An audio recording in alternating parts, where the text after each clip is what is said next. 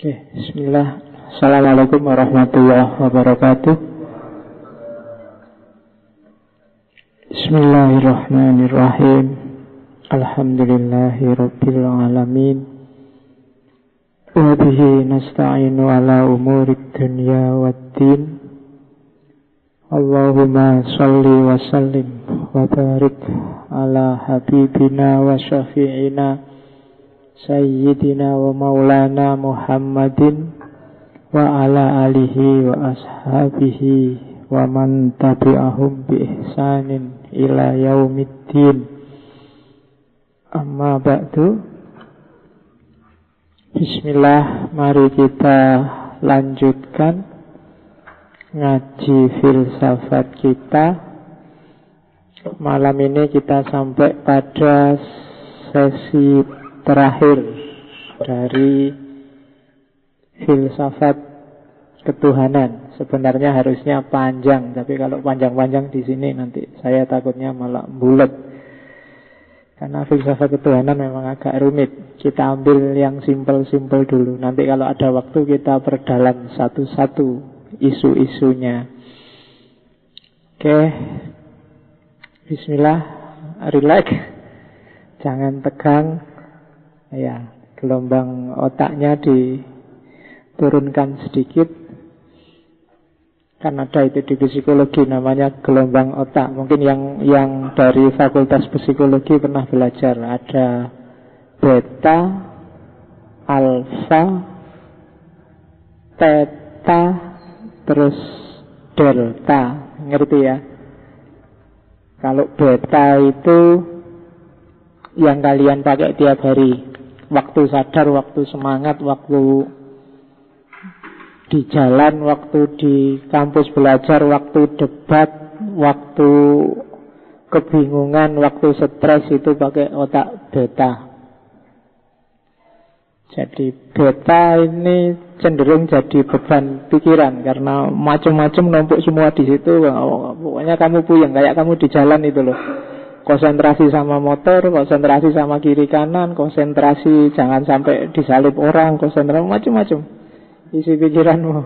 Itu yang main gelombang otaknya namanya beta. Jadi kalau Indonesia tanah air beta itu makanya ngawatiri. Karena ya beta itu isinya bingung, sumpek, stres. Jadi kalau tanah airmu masih tanah air beta, ya masih stres kamu. Ya, turunkan aja gelombang otaknya jadi alfa. Kalau alfa ini biasanya pikiran yang sudah tenang, sudah fokus. Jadi sudah terbuka untuk menyelesaikan persoalan, itu alfa. Waktu belajar serius, mikir satu hal, itu alfa yang main. Waktu kamu baca buku, fokus, paham, dan di situ terus konsentrasinya, itu namanya alfa yang main. Jadi kalau nyari solusi, Indonesia jangan tanah air beta, tapi tanah air alfa. Lebih enak. Ya, cuma ini kalau bablas sedikit agak turun. Apa nak? Ya, alfa, kamu mikir ini, juga mikir itu, juga mikir laptop, mikir nulis. Makanya di kelas, kalau dosennya sedang menjelaskan, menurut saya mending kamu tidak sambil baca, sambil nulis, sambil mikir. Mesti tidak fokus. Sudahlah, dengerin aja dosenmu ngomong apa, nanti ditulis belakangan. Kalau sekedar catatan kan bisa pinjam teman-teman. Iya kan, daripada kamu capek-capek nulis, akhirnya juga pinjem. Merasa catatannya nggak lengkap. Atau disepakatilah di kelas itu salah satu jadi sekretaris. Iya kan, daripada di kelas balapan nulis, ya buat apa? Wong ya isinya podo. Atau urunan lah sak kelas beli rekaman kayak di ngaji ini, selesai. Tinggal di share filenya, beres. Daripada di kelas kamu balapan ngomong sama nulis, yang diomongkan dosennya nggak paham, nanti nulisnya juga kamu tadi nulis apa ya ora paham. Itu otaknya kalau di kelas atau kayak gini mending levelnya jadi alfa. Dua-duanya beta sama alfa ini masih sadar. Nanti kalau turun sedikit lagi masuk ke theta. Kalau alfa itu sekitar frekuensi 12 sampai 25. Kalau yang beta 12-25, kalau yang alfa 8 sampai 12 megahertz. Kalau yang theta ini 4 sampai 8. Theta ini sudah mulai masuk alam ngelamun, mulai alam agak ke bawah sadar, itu theta. Jadi kamu agak ngantuk, itu theta. Begitu kamu konsentrasi serius, tidak paham-paham, mesti state-nya turun. Lama-lama ngantuk, kamu nguap terus, ngantuk pak. Nah itu berarti kamu masuk alam theta. Ngantuk terus tidur, nah kesadarannya hilang, pules, itu masuk ke gelombang paling bawah, namanya delta. Jadi tidur pules, sudah nggak mikir apa-apa, itu delta. Orang koma itu delta. Tapi kalau kamu tidurnya sambil mimpi ketemu macam-macam, itu ada di theta, gelombang otakmu. Kadang-kadang matanya masih gerak-gerak. Orang menghipnotis itu sebenarnya menurunkan gelombang otakmu sampai level theta. Jadi kamu nggak sadar, dia masuk ke bawah sadarmu. Theta ini biasanya rumusnya 0,5 sampai 4 frekuensinya. Di bawah 0,5 mati. Jadi di bawah delta nggak ada. 0 itu sudah mati, sudah nggak ada frekuensinya. Gelombangnya nggak ada. Nah, itu teori psikologi. Kok tiba-tiba nyampe sana ngomongnya. Mau sejarah Tuhan nih. Oke, silahkan diturunkan gelombangnya sampai alfa. Theta nggak apa-apa lah, asal jangan delta, kasihan takmirnya. Ya nanti pules di sini sambil ngorok segala kan nggak enak. Masa rekamannya isi orang ngorok kan nggak seru. Rekaman ngaji filsafat isinya orang ngorok. Jadi sampai theta aja. Ngantuk itu indah dan nikmat. Tapi kalau sudah tidur nggak bisa dijelaskan wong tidur. Kamu mati-matian nahan ngantuk, melek ngantuk lagi, melek ngantuk lagi, itu kan indah sekali. Yang lihat cuma yang merasakan sengsara. Karena kamu riwit-riwit. Oke, bismillah. Malam ini kita sengaja saya tutup dengan A History of God-nya Karen Armstrong. Bukan apa-apa sebenarnya, bukan urusan bahwa buku ini bestseller luar biasa di seluruh dunia. Cuma ada beberapa key point dari Karen Armstrong yang ingin saya ambil. Silahkan dibaca sendiri buku ini.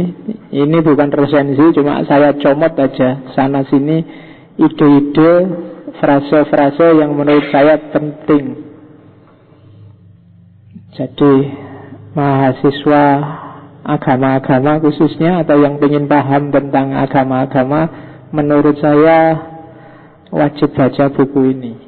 Syukur-syukur Inggrisnya ada terjemahan. Saya tidak tahu sebetulnya terbitannya Mizan itu, tapi ya terjemahan ada kelemahannya sendiri untuk tidak ngomong jelek. Bukan apa-apa, terjemahan itu agak, ya, orang yang sudah punya bekal wawasan awal mungkin bisa baca terjemahan itu. Tapi yang tidak punya wawasan sama sekali agak berat.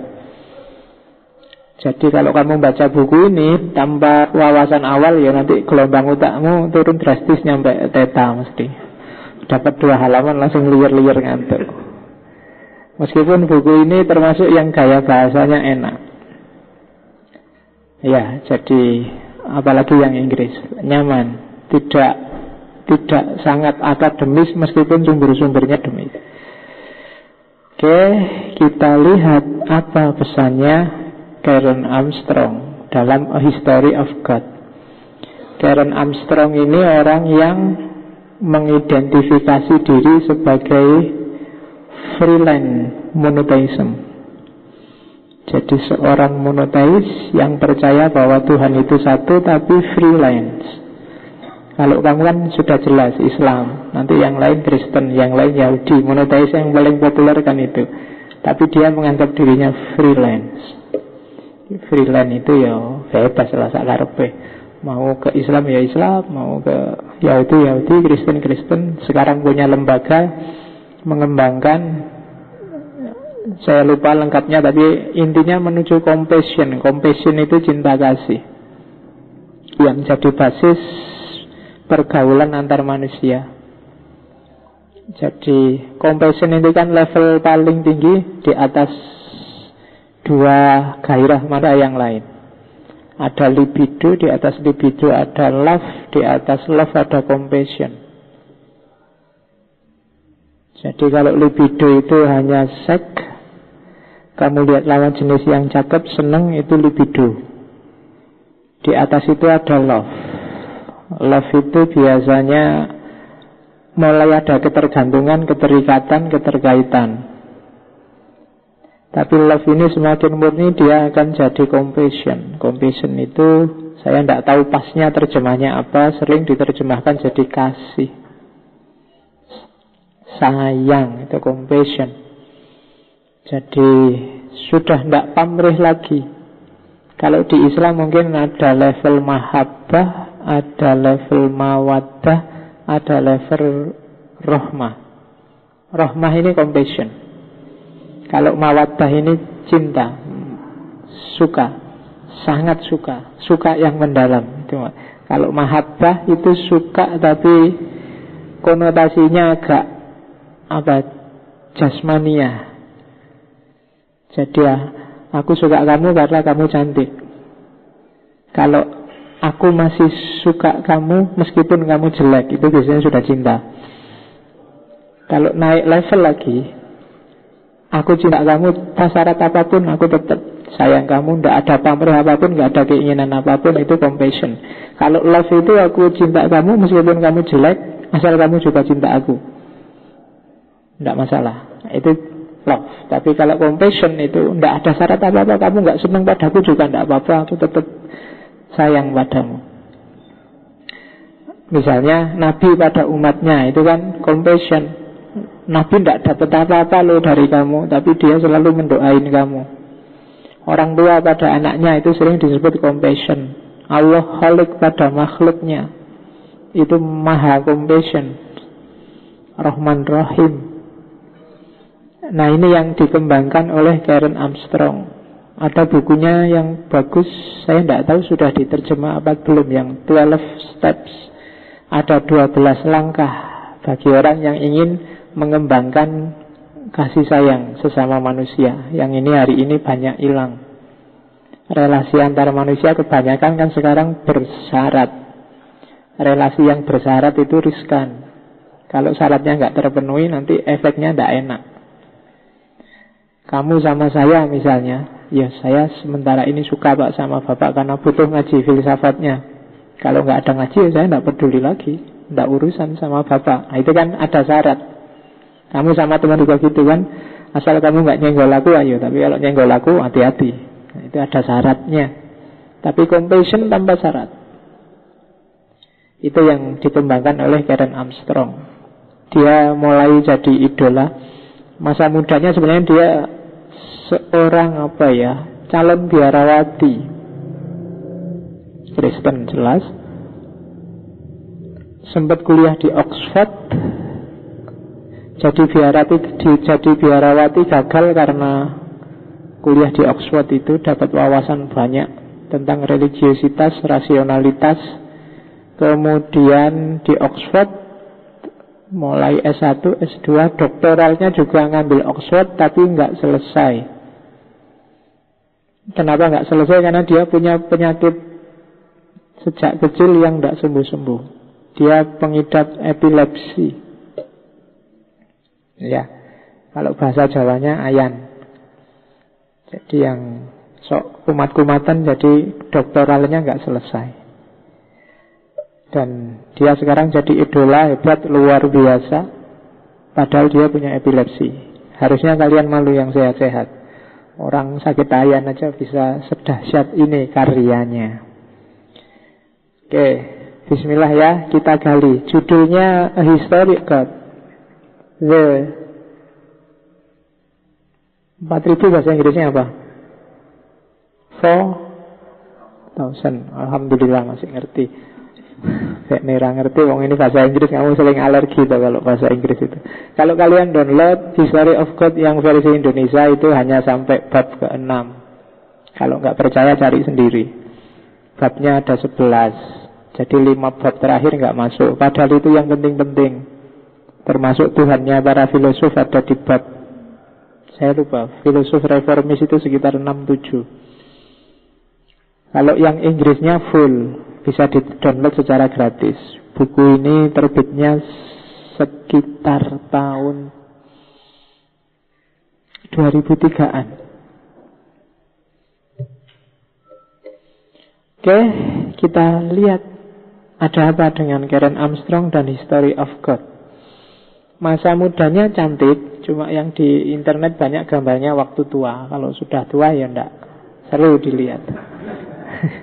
Kamu lihat gambar mudanya aja. Oke, saya awali dari kalimat paling akhir di bukunya Karen Armstrong. Dibalik ya, diawali dari kata-kata paling akhir di buku itu. Manusia hampaan, mereka mengisi kekosongan itu dengan menciptakan fokus baru untuk meraih hidup yang lebih bermakna. Ini simpelnya dia mau ngomong, kebertuhanan manusia itu fitrah. Ketika fitrah diingkari, orang akan merasa hampa, orang akan kebingungan, dan dia akan menciptakan, atau di situ bahasanya dia akan mengisi kekosongan dan kehampaan itu dengan hal baru. Jadi siapapun orangnya, seateis apapun orang itu, dia pasti punya Tuhan. Entah apa itu yang dia jadikan Tuhan. Karena dia tidak kuat hidup tanpa makna. Ya kan? Hidup yang tidak jelas besok mau ada apa itu kan tidak enak. Meskipun banyak orang bilang jalani aja hidup, entah besok jadi apa, itu tidak enak, tidak nyaman. Sudahlah, misalnya kamu yang belum pernah ngaji terus baru malam ini diajak temenmu, udahlah ikut ngaji aja, enak-enak, paling tidak dapat teh. Misalnya saya ngajak gitu, kamu nggak ngerti apa-apa di sana, ya dapat teh, jangan-jangan di sana ngantuk, jangan-jangan di sana, kamu nggak jelas, nggak terbayang di sini mau apa, itu kan nggak enak. Seenak apapun yang dijanjikan, tapi kalau kamu tidak jelas nanti ada apa, itu tidak enak. Dan orang biasanya untuk mengatasi ini menciptakan fokus baru. Mungkin Yesus dibuang, Allah dibuang, Yahweh dibuang, tapi setelah itu pasti ada yang mengisi kekosongan itu. Entah apa itu, mungkin harta, mungkin jabatan, atau bahkan mungkin pikirannya sendiri yang diposisikan sebagai Tuhan. Senggaya apapun orang, itu kan maunya Karen Armstrong. Jadi sedahsyat apapun dia merasa bebas, dia butuh sandaran. Nggak mungkin nggak ada orang yang bisa single fighter mengatasi semua problem hidupnya sendirian tanpa sandaran. Apakah itu sandarannya konsep, apakah itu sandarannya kekuasaan, apakah itu sandarannya sesuatu yang dia anggap kuat, atau apapun itu. Nah, itu kalimat terakhir di History of God-nya Karen Armstrong. Sebenarnya ini kalimat sebelum akhir. Kalimat paling akhir dia ngomong tentang fundamentalisme. Nanti kita lihat di belakang. Jadi intinya manusia tidak bisa hampa, dia selalu butuh sesuatu yang baru untuk mengisi. Tapi kalau kamu mengisinya pakai daya fundamentalis, kamu masuk ke jebakan yang sama. Kamu juga akan ketemu kehampaan. Karena fundamentalisme itu gayanya sebenarnya mirip cara berpikir orang modern yang dikritik habis-habisan oleh Karen Armstrong. Oke, bagi yang sudah pernah baca sampai tamat akan ketemu kalimat ini. Meskipun saya nggak tahu kalimat ini nyantol apa nggak di kepalamu. History of God. Kemudian Karen Armstrong ini yang menurut saya unik. Orang ini kreatif luar biasa, produktif luar biasa.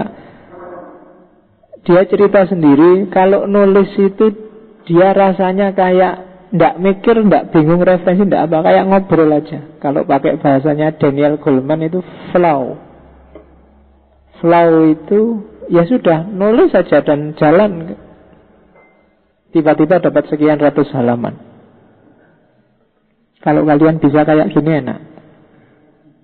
Ya kan? Loh, para ulama zaman dulu itu jangan salah, nggak mungkin dia kayak kita sekarang gaya nulisnya.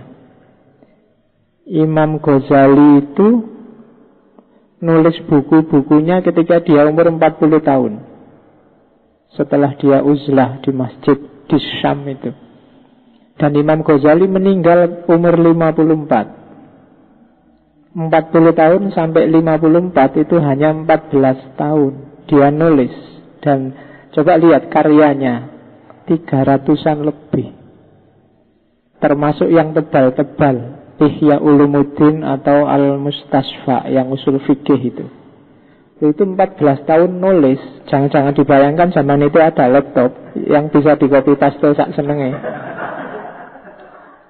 Ya kan? Loh, itu 300 kitab loh ya, sak risalah-risalah yang kecil-kecil, termasuk yang tebal-tebal luar biasa. Itu gimana nulisnya? Mungkin kamu bilang, mungkin gak punya istri Pak. Loh, dia punya istri, punya anak. Meskipun saat itu ya sedang uzlah menghindari istri dan anaknya. Ya kan? Apalagi Imam Jalaluddin As-Suyuti yang nulis Al-Itqan, Asbah wa Nadzair. Oh, itu jumlah karyanya. Kalau ini tidak nikah. Dia umurnya lebih pendek daripada Ghazali, selisih setahun, 53. Tapi sama, memulai nulis karya pertamanya ditulis waktu dia umur 40 tahun.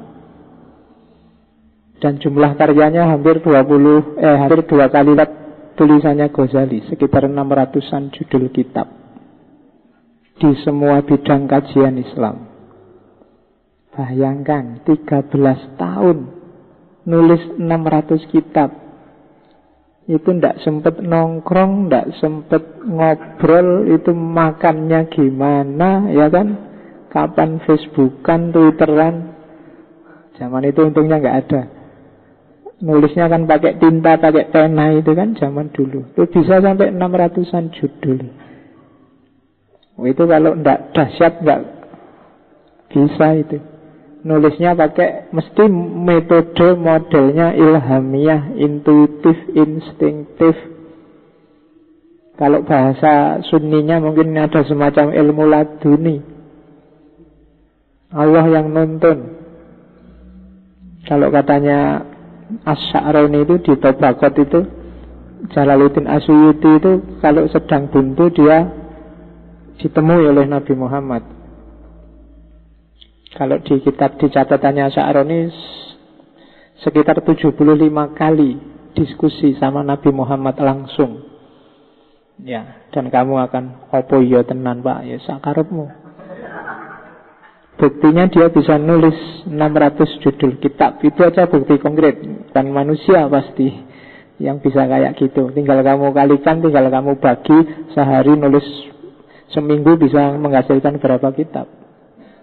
Ada yang sangat mudah lagi, yang nulis Majmu' syarahnya Muhadzab itu. Majmu' syarah Muhadzab. Iya, Nawawi. Imam Nawawi itu meninggalnya umur 30 tahun. Tapi dia punya banyak karya, termasuk Al-Adhkar, Riyadhus Shalihin. Yang paling berat memang yang Majmu' itu. Majmu' itu sekitar 23 jilid. Cuma Imam Nawawi nggak bisa menyelesaikan full. Dia nulisnya cuma juz 1 sampai juz 9, mulai Toharoh sampai mungkin sekitar bab haji. Tapi dari sisi umurnya hanya 30 tahun loh. Anggap aja balik atau mulai pinter ilmunya umur 20-an lah. Berarti dia hanya punya waktu 10 tahun. Tapi lihat karyanya. Kapan dia sempat mikir, sempat nulis? Yo, Imam Nawawi juga tidak nikah sih sebenarnya. Jadi jomblo tapi kreatif. Loh, iya kan? Termasuk Imam Suyuti. Kalau kamu kan jomblo, isone mau nggo status ning Facebook. Bikin karya dong, biar ada alasannya. Kok kamu jomblo, ya berkarya no, produktif kok. Gitu loh. Ya kan, kayak Majmu' itu ya, tidak selesai, tidak apa-apa, nanti ada yang meneruskan. Kalau Majmu' itu kan nanti diteruskan oleh Syekh Taqiyuddin As-Subki. Taqiyuddin As-Subki juga sedikit, dia juz 10-11. Nanti yang 11 sampai 23 diteruskan oleh Syekh Ahmad Najib Al-Muti'i. Bagi yang merasa Sunni dan Syafi'i, bagi saya harus baca kitab ini. Karena kitab Syafi'iyah yang paling representatif untuk Indonesia itu kan Syafi'i yang Nawawi. Jadi harus sempat nengok-nengok kitab inilah kalau merasa jadi orangnya Syafi'i.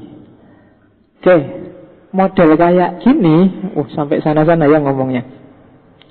Itu dialami oleh Karen Armstrong.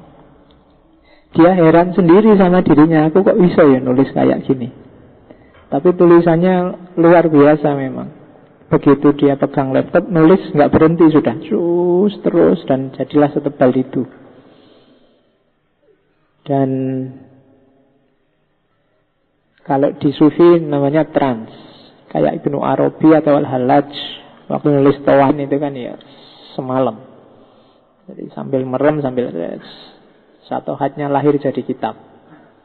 Ya kan? Ya kalau kalian bisa boleh niru lah. Malam-malam bangun-bangun, daripada cuma kencing kan nulis apa gitu, daripada tidak ada hasilnya apa-apa kan. Satu hadmu siapa ngerti bagus, ngelanturmu siapa ngerti luar biasa.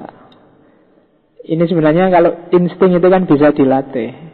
Karena mungkin memang Karen Armstrong awalnya juga sering nulis, lama-lama nulis itu jadi bakat, jadi insting. Insting itu kayak makan minum, itu kan insting. Kamu nggak perlu belajar, ya keluar sendiri.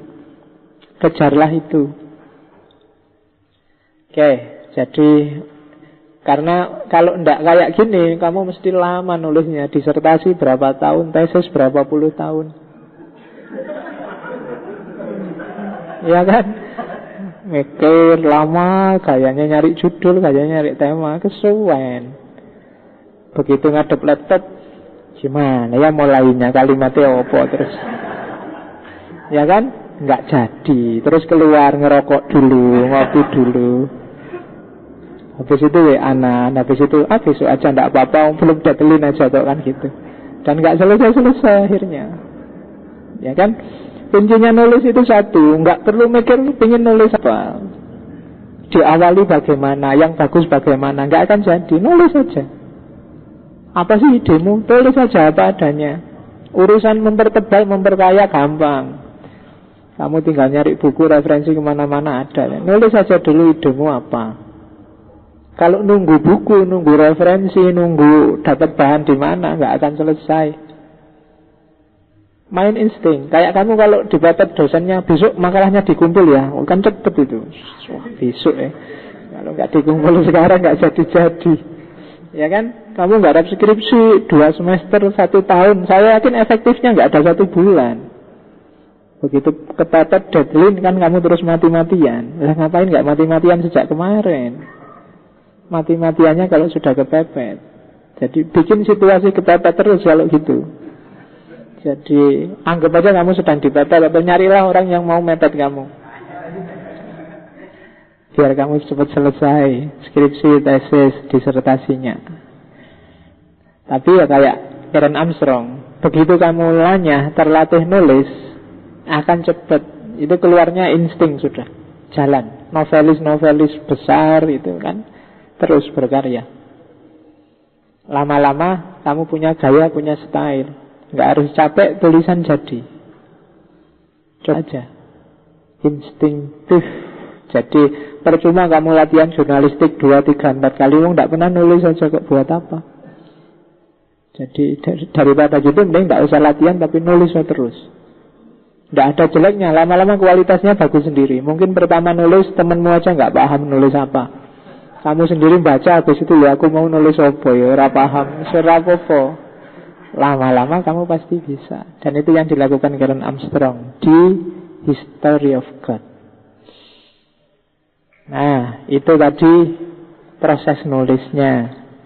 Gaya bahasa yang dia pakai itu saya menyebutnya psikoteologis. Teologi itu sebenarnya kajian agama-agama yang rasional, cuma dia mendekatinya secara empatik.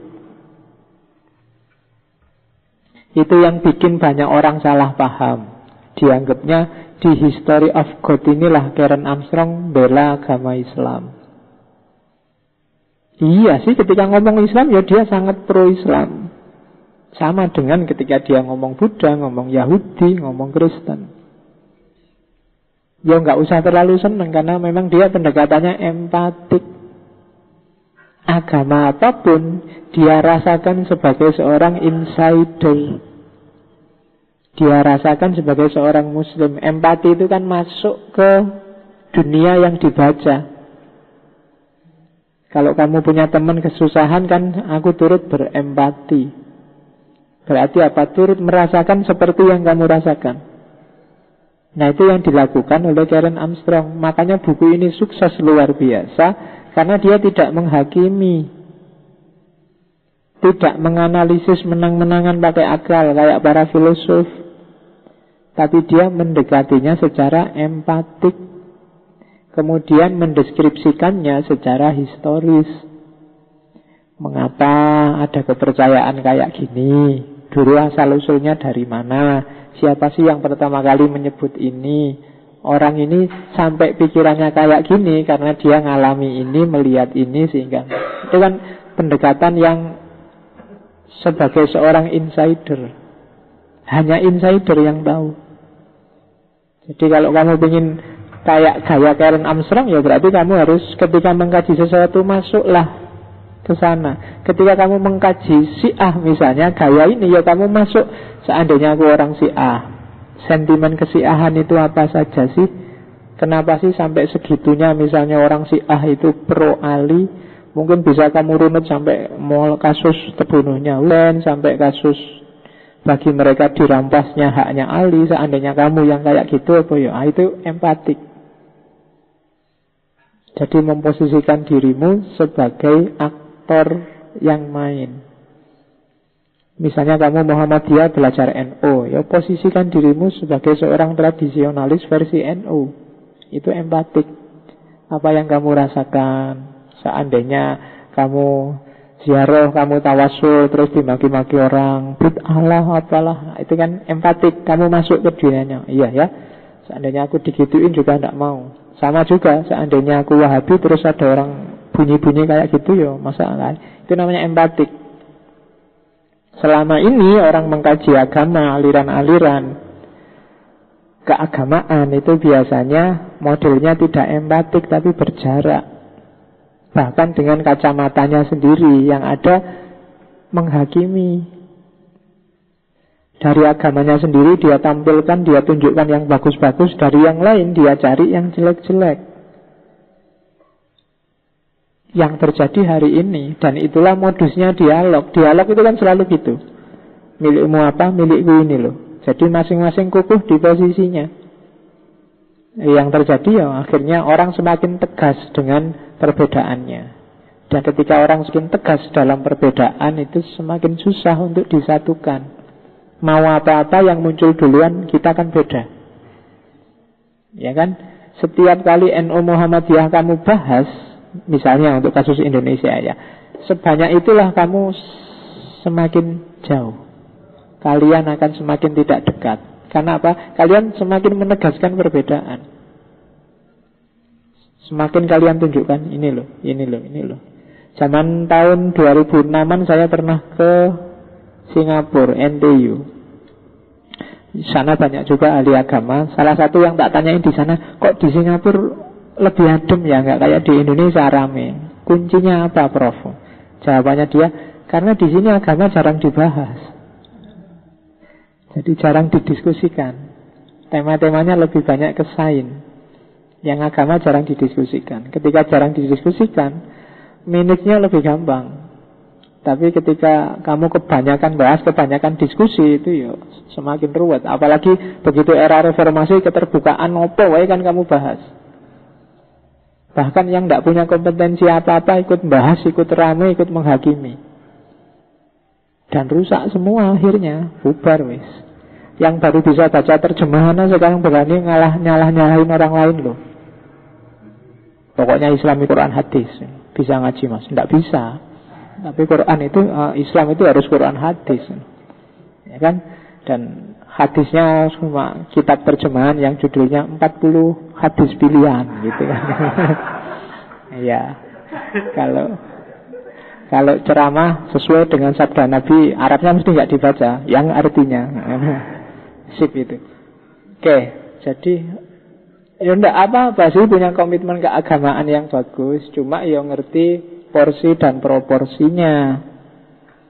Itu loh. Ya, kalau memang ahli enggak apa-apa. Sekarang setiap orang terus pinginnya kalau ngomong agama terus jadi ustad. Entah diustadkan orang lain atau mengustadkan diri. Iya. Jadi itu yang berat. Saya aja enggak berani disebut ustad. Kurang tinggi. Oke, ustad itu kan guru ya. Ya, untuk memposisikan diri sebagai guru itu kan tidak gampang.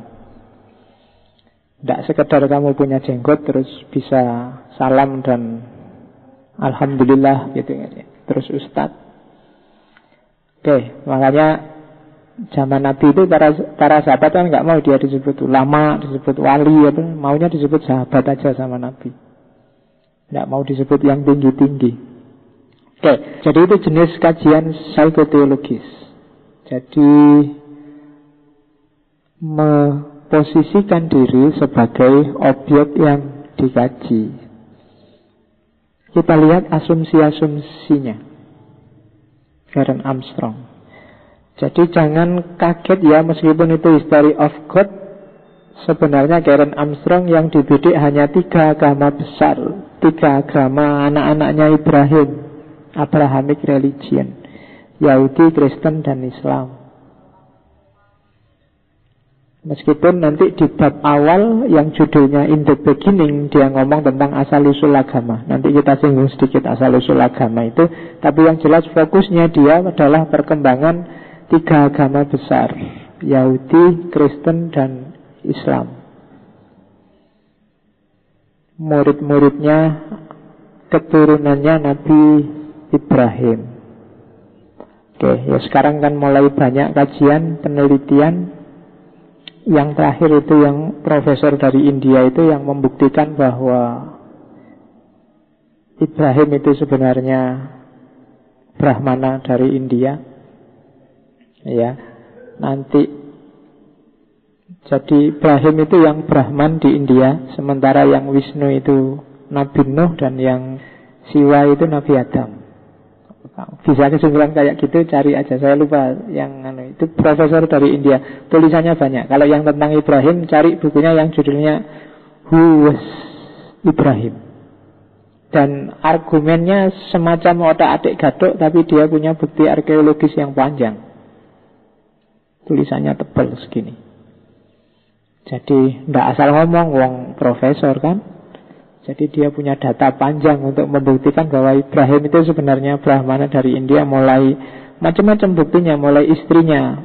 Kenapa dia berani nyebut Brahma? Wong istrinya aja kalau di India Saraswati, kalau di Islam jadi Sarah. Ya. Terus kalau banyak sekali yang ternyata pintar juga. Seandainya itu otak-atik gadok, alangkah dahsyatnya dia menggadokkan semua data tentang Ibrahim yang klop dengan yang ada di India, termasuk bentuk kata dan ritual-ritual seperti tawaf sa'i dibandingkan dengan ritualnya Hindu. Oke, ya cuma kalau merasa imannya belum kuat, tidak usah dibaca banyak-banyak. Ya, kamu Islam satu aja belum paham-paham, pontang-panting belajar agama lain. Ya, tapi mulai banyak kajian kayak gitu. Dan termasuk kenapa dia bilang Wisnu itu Nuh. Wah, argumennya juga banyak. Menarik, baca itu tidak bosan karena ada data baru. Dia bilang Siwa itu ternyata Adam. Dan pintar dia menggadukkan ayat sama data yang dari India, terus kemiripan nama-nama bahasa itu. Oke, Meskipun ada versi lain juga, buku juga yang membongkar secara genealogis bahwa ternyata Krishna itu muridnya Nabi Musa. Kaget kan kamu, itu hubungannya apa Krishna sama Nabi Musa? Tapi ada rentetannya, dia bisa menjelaskan. Iya. Cuma jangan dibikin tesis atau disertasi, kamu belum nyampe hubungannya Krishna sama. Dan kayak di kemarin saya lupa pertemuan keberapa saya tunjukkan genealogis mistiknya orang-orang Bahai itu. Dia bisa menunjukkan mulai dari Nabi Adam, Hermes sampai ke bawah, sampai Surawardi, sampai Mulasadra, rentetan sanatnya. Dan itu bisa.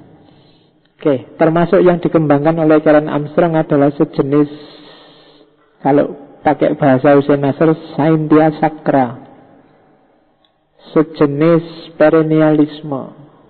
Beberapa minggu yang lalu sini kan kuliah tentang, ngaji tentang perennialisme itu. Itu hikmah abadi yang sampai era kapanpun dan dimanapun tetap akan disetujui oleh manusia yang waras. Karena memang inilah yang dititipkan oleh Allah pada Nabi Adam dulu. Wa 'allama Adamal asma'a kullaha. Jadi bibit-bibit pengetahuan untuk bekalnya manusia jadi khalifah di muka bumi. Yang itu diwariskan turun-temurun, guru murid, ada yang bapak anak. Mulai Nabi Adam sampai terakhir tradisi spiritual belakangan yang disebut New Age. Oh, itu menarik kalau bahas itu. Nanti di antara tokohnya kamu bisa ketemu para filosof besar, termasuk beberapa filosof modern yang dari barat. Oke, itu pancingan aja biar kamu semangat belajar filsafatnya.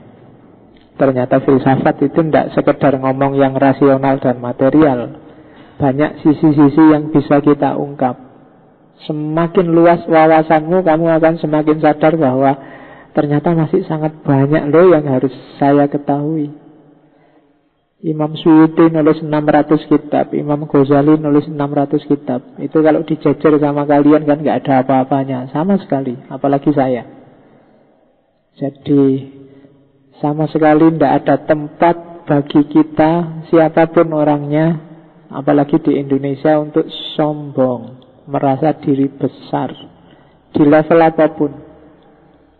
Apalagi kita yang di masjid ini usrai neng opo-opo belas.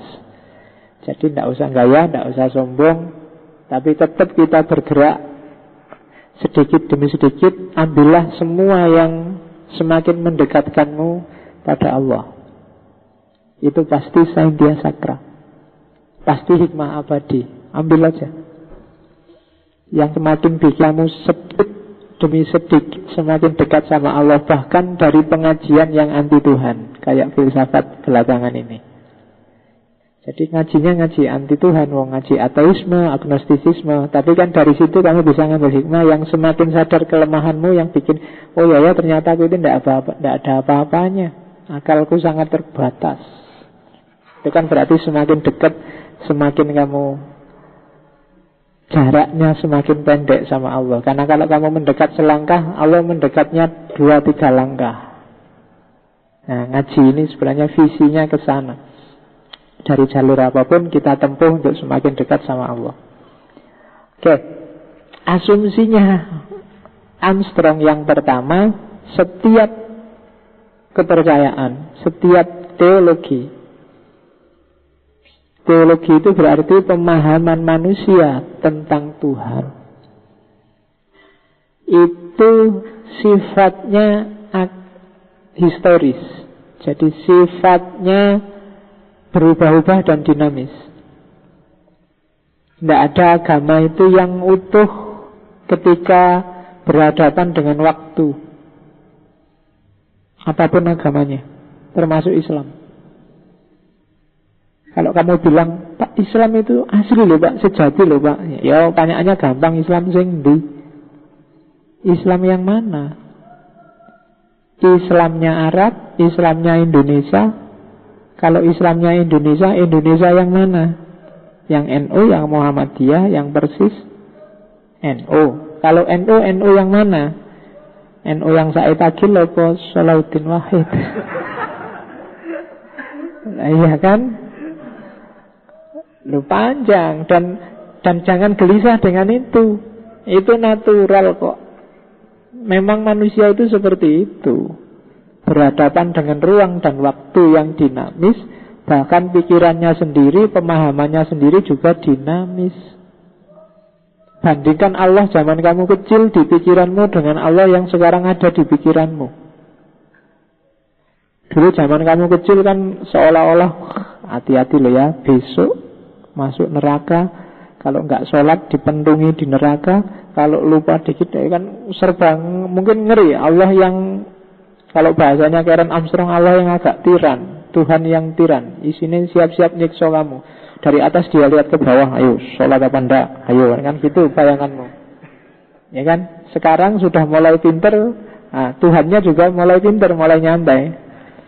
Tenang aja, dosa kecil pak, tobat besok, santai aja kan gitu. Ya kan? Mulai pinter. Allahnya juga mulai ikut-ikutan pinter. Tenang aja pak, Gusti Allah enggak dosa pak. Kan banyak sekarang bikin status kayak gitu kan. Gusti Allah enggak sendoso itu pak. Santai aja lah, jangan kaku-kaku. Ngapain sih? Jadi Armstrong mau ngomong, konsep Tuhan di kepalamu itu sebenarnya berkembang sesuai dinamika hidupmu sendiri. Dan itu tidak salah, memang kayak gitu fitrahnya manusia. Allah sendiri yang bikin kayak gitu. Makanya tadi kalau kamu bilang Islam, ya Islam yang di, Kristen pun Kristen yang mana, Buddha aja yang agama kamu anggap agama kasih sayang juga pecah, tidak karu-karuan. Bahkan sampai melakukan pembantaian kayak di Burma.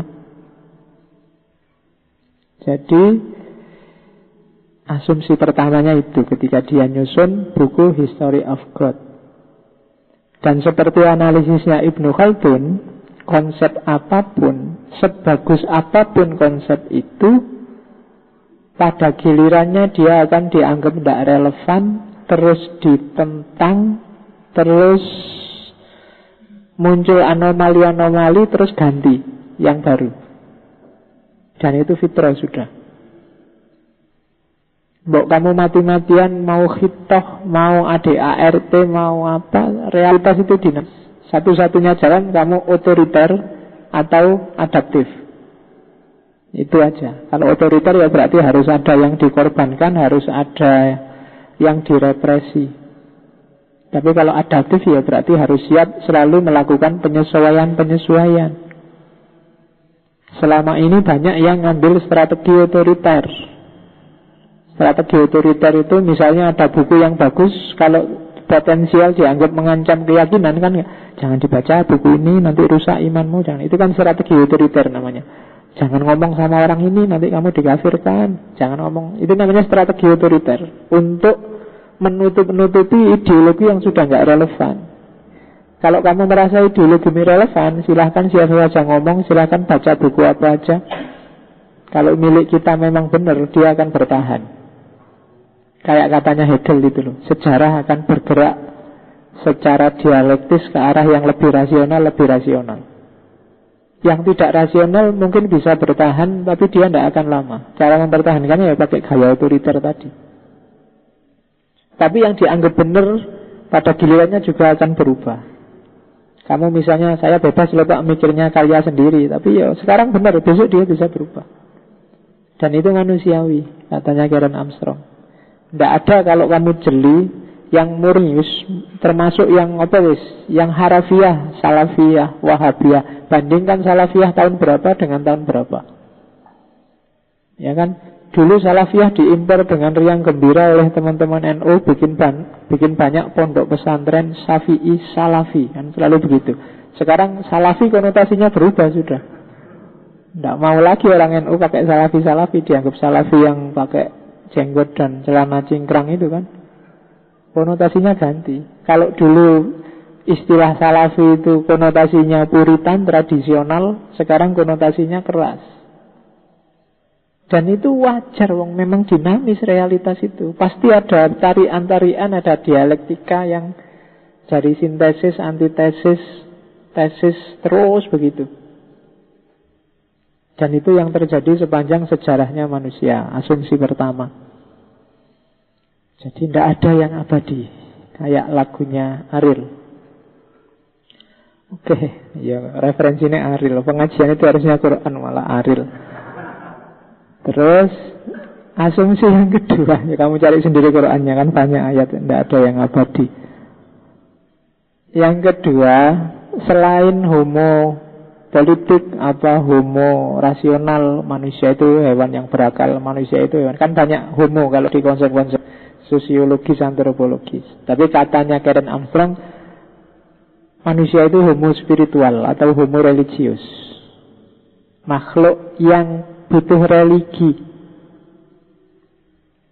Seperti kalimat di awal tadi, butuh keterikatan. Katanya Karen Armstrong, tidak pernah ada sejarahnya manusia tidak kenal Tuhan. Bahkan manusia paling primitif sekalipun, bahkan yang belum bisa ngomong apa-apa sekalipun. Ya zaman dulu Tuhan disebut mungkin dewa-dewa lah, belum Tuhan. Sebenarnya maksudnya sama saja. Dewa itu ya maksudnya ya Tuhan itu. Cuma kalau di Indonesia dewa itu kan konotasinya yang politeis itu. Tapi itu juga konotasi belakangan. Zaman dulu Tuhan disebut dewa biasa aja. Kalau kalian pernah lihat prasasti, namanya prasasti Terengganu, itu menyebutnya bukan Tuhan atau Allah, tapi Dewata Mulia Raya. Luar biasa. Kayak orang Jawa menyebut Gusti Kang Murbeng Dumadi. Jadi nggak harus dewa. Kalau Tuhan itu kan bahasa Melayu, bentuk semacam diminutif penyimpangan dari kata-kata tuan. Tuan itu kan pemilik, majikan. Terus diubah, sebenarnya awalnya sama dulu, tapi terus biar yang satu konotasinya manusia, yang satu konotasinya ilahi. Nah, yang ilahi ini jadilah istilah Tuhan. Dan tidak usah gengsi, yang bikin kalimat dari Tuhan jadi Tuhan itu tradisi terjemahan Bible awal, sekitar tahun 1700-an. Jadi itu yang pakai kalimat Tuhan. Meskipun sekarang jadi kalimat universal. Kalau di Indonesia siapapun boleh pakai Tuhan. Kalau di Indonesia Allah pun siapapun juga boleh pakai Allah. Kalau di Malaysia Allahnya dilarang. Untuk orang Kristen hanya untuk orang Islam. Oke, itu dinamika istilah-istilah. Allah nanti dari bahasa apa dari bahasa yang artinya al-ilah, apa dari bahasa, nanti ada yang bilang itu seratan dari Yunani, ada yang bilang macam-macam. Ahli bahasa silakan mengkaji kalau tertarik. Secara etimologis, kenapa pakai Allah, kenapa pakai Tuhan. Dan jauh sebelum Islam Allah sudah dikenal juga. Jadi Islam bukan yang pertama pakai istilah Allah untuk Tuhan. Kalau di Quran kan disebut orang-orang musyrikin Arab itu menyebut Allah itu Tuhan yang paling tinggi. Jadi di bawah Allah ada Tuhan lagi kecil-kecil, tapi Allah Tuhan yang paling tinggi. Dan itu Al-Quran dimarahi oleh Al-Quran karena Allah kayak gitu. Dan jangan salah, kenapa kok masuk Al-Quran, itu sebenarnya Al-Quran juga wanti-wanti kita. Jangan sampai kita beriman pada Allah tapi kita punya banyak Tuhan kecil yang lain. Kalau posisinya kayak gitu, kita tidak ada bedanya sama musyrikin Arab. Yo, kita percaya sih Allah itu nomor satu, tapi ada Tuhan yang kecil-kecil. Ada Tuhan yang namanya pacar, ada Tuhan yang namanya harta, ada Tuhan yang namanya IPK, ada Tuhan yang namanya ijazah, ada Tuhan yang namanya skripsi, tesis. Itu kan Tuhan kecilnya banyak. Kamu mengabdikan dirimu ke sana. Nah, itu sudah disindirkan oleh Al-Quran. Kalau bahasa antropologi agamanya, Allah yang high God, Allah yang Tuhan tertinggi. Dan di bawah Tuhan tertinggi banyak Tuhan-Tuhan kecil. Maka jangan diidolakan apapun selain Allah. Jadi jangan suka milih Indonesian Idol apa dangdut idol, karena yang boleh jadi idol satu-satunya hanya Allah. Loh, idol itu kan bahasa Inggris artinya berhala. Indonesian Idol berarti berhala Indonesia. Jadi dangdut idol ya berhalanya dangdut, dan kamu dengan sukarela kehilangan uang banyak demi berhalamu yang namanya idol. Apapun itu idolnya. Itu kalau di Quran disindir kan, masa selain Allah kamu percaya juga Tuhan-Tuhan yang kecil, itu berarti Allah nggak nomor satu. Itu musyrik. Jangan salah, Saya lupa filosof yang bilang bahwa Tuhannya monoteis itu Tuhan yang paling pencemburu. Dia tidak mau diduakan dengan apapun, harus satu dan satu-satunya. Oke, nah jadi asumsi pertama, manusia makhluk spiritual. Begitu manusia melek jadi manusia, saat itu juga dia punya Tuhan. Yang di Karen Armstrong momennya sama dengan manusia yang punya gairah estetik kayak seni. Begitu manusia melek, manusia sudah bermain dengan seni untuk menaklukkan alam. Oke, terus kenapa agama dibandingkan sama seni? Karena dua-duanya mengandung makna. Karena hidup itu tidak hanya yang kelihatan, tapi makna yang dibalik yang kelihatan jauh lebih penting. Teh ini gak sekedar teh, gak sekedar air, tapi maknanya yang kelihatan.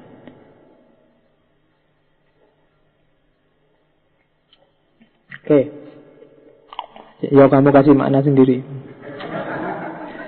Sudah bolak-balik dicontohin, kesel aku nyontohin makna pakai teh. Oke, asumsi pertama. Asumsi kedua, asumsi ketiga? Ketiga ya. Asumsi ketiga, ngantuk ini. Oke ya, katanya Armstrong, kalau dia mencermati dalam sejarah, budaya manusia, khususnya yang pramodern, itu punya dua paradigma berpikir, punya dua worldview, yaitu worldview mitos sama worldview logos. Kayak di Yunani itu kan dulu masih ada Zeus, Hercules dan kawan-kawan, tapi juga ada Socrates dan kawan-kawan. Mitos sama logos. Di Jawa juga begitu. Banyak mitos juga banyak logos. Ada Ronggo Warsito tapi juga ada Nyai Roro Kidul. Ya kan? Ada Sunan Kalijogo tapi juga ada Panembahan Senopati. Jejer mitos sama logos. Untuk budaya-budaya pra-modern. Dan katanya Karen Armstrong, yang kayak gini yang kondusif.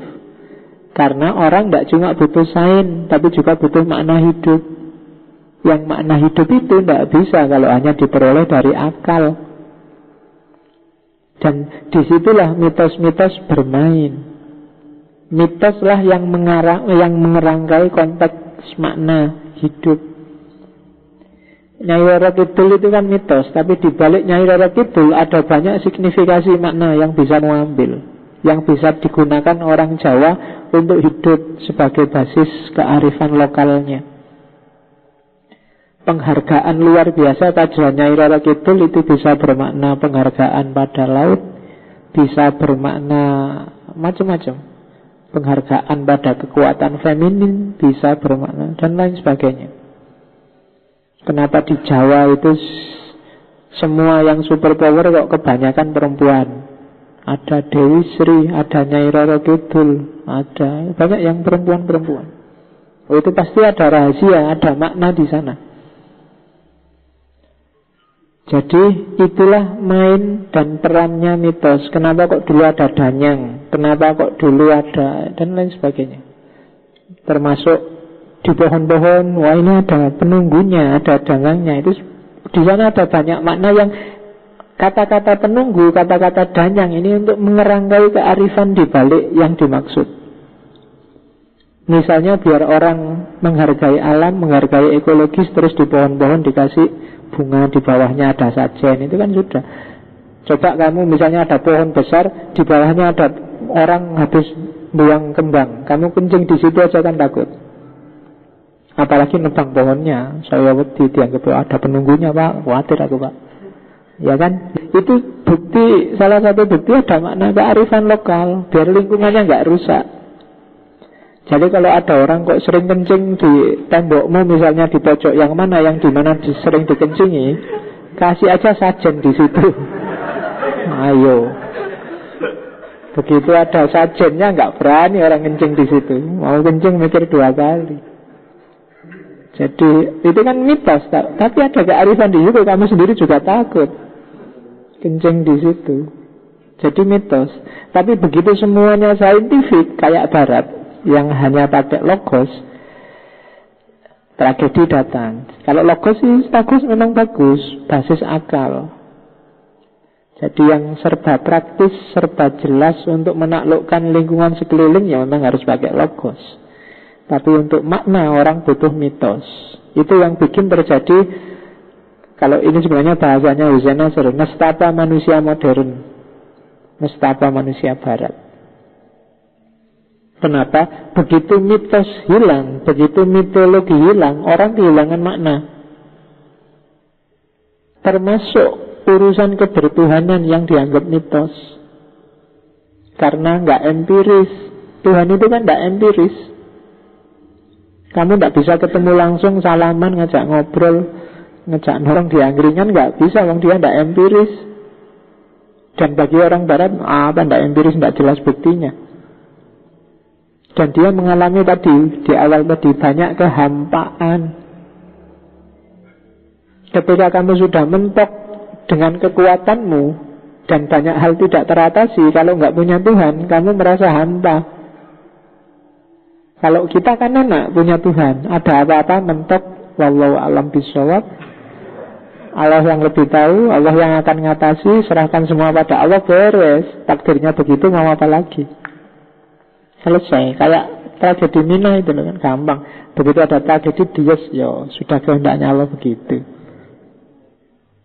Kalau orang barat nggak terima kayak gitu. Enak aja kehendaknya Allah. Apa sebabnya dikejar? Kenapa kok orang jadi susah diatur? Itu yang salah orangnya apa yang ngatur?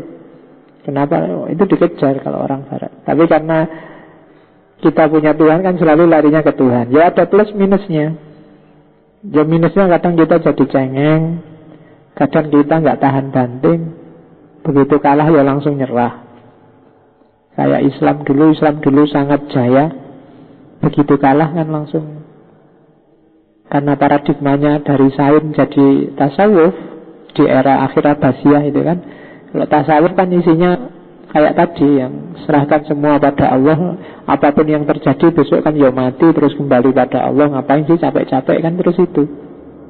Surga itu penjara bagi orang mukmin. Nggak apa-apa kita sengsara, di penjara kok seneng-seneng. Besok dan seterusnya. Manusia barat mengalami nestapa.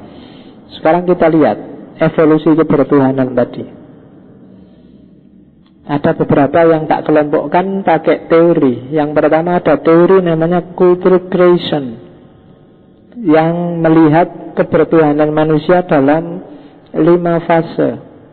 Yang pertama fase primitif, yang kedua fase animisme, yang ketiga fase pertanian, yang keempat fase kebudayaan, yang kelima fase peradaban.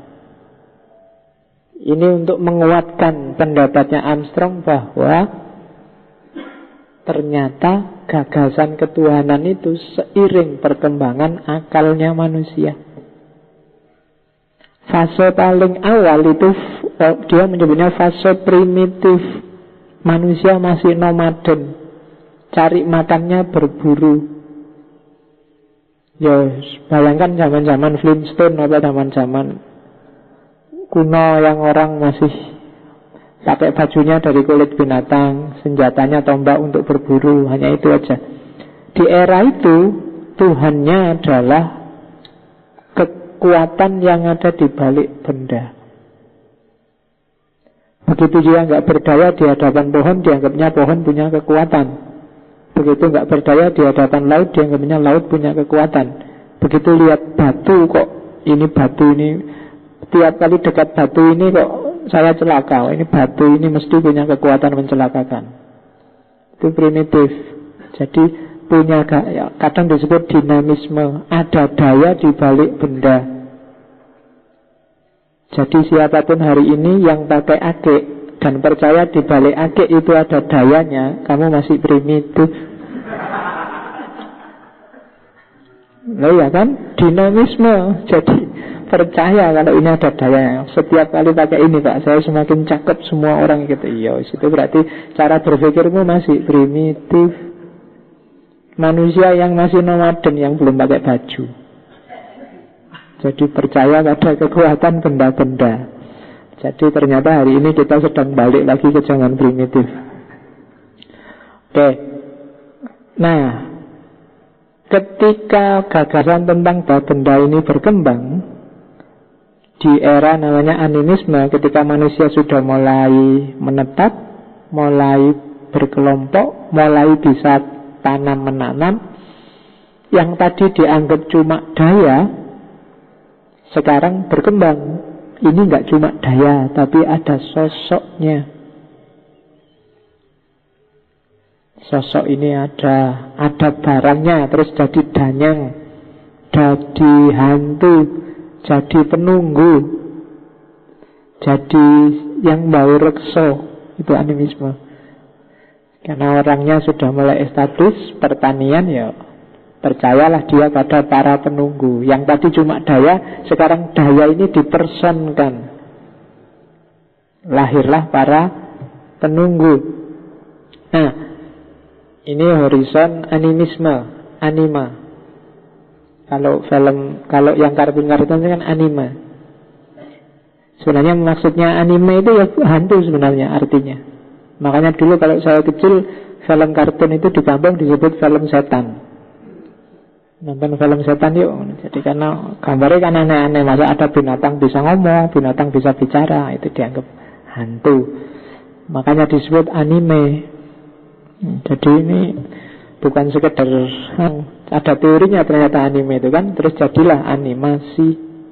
Jadi animasi itu mungkin terjemahannya hantu-hantuan. Loh kan dekat sama animisme. Terus setelah itu manusia semakin tertib hidupnya. Jadi sudah mulai ngerti irigasi. Yang tadi cuma kelompok klan, sekarang jadi suku-suku.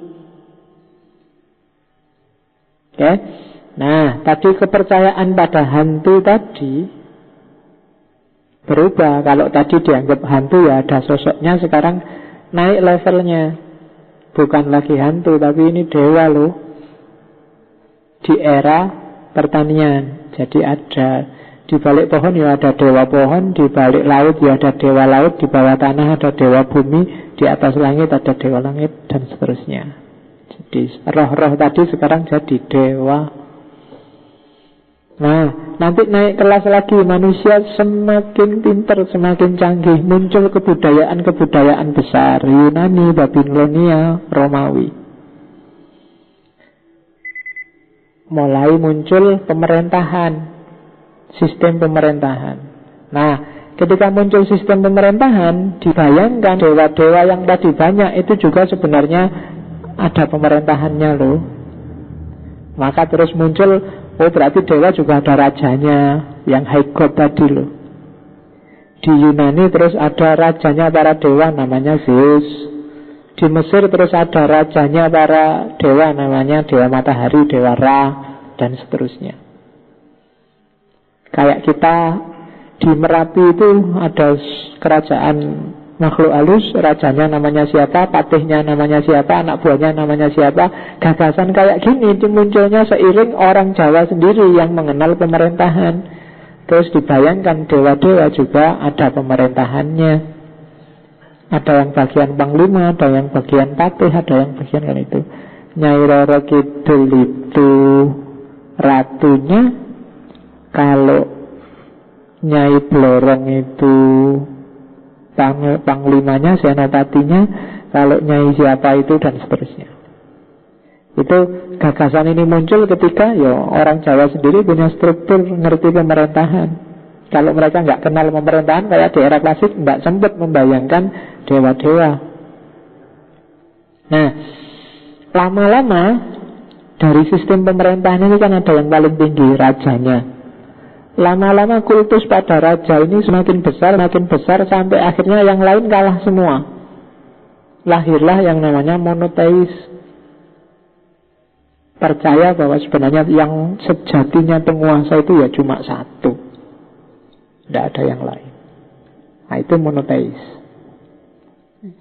Ya kalau di bukunya Culture Creation itu artinya lapisan kebudayaan, termasuk agama-agama besar yang mengkerucut pada gagasan monoteisme.